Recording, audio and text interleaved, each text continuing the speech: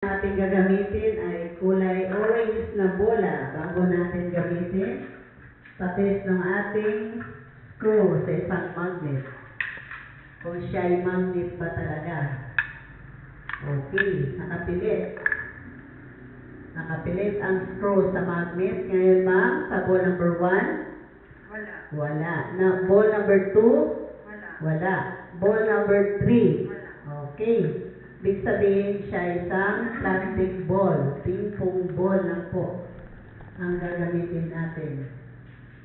Okay. Palot po sa chamber number 1. Number 2, chamber. And number 3, chamber. Ito na po. Naiload na ng chairman ang mga bola. Ito po ang ating official draw. Ma'am, paki-post that button. Okay. Release the ball. Yes, ayun na. Salamat po, ma'am. Ito na po ang ating 9-pin draw. September 10, 2015. Official draw na po ito.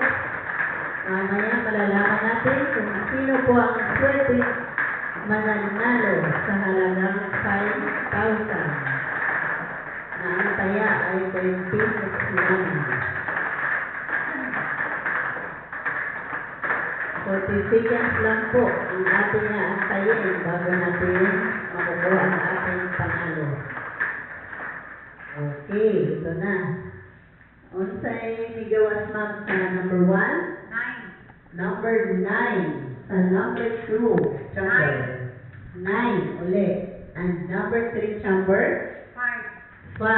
5. Ibig sabihin, 9, 9, 5 ang result ng 9 p.m. draw.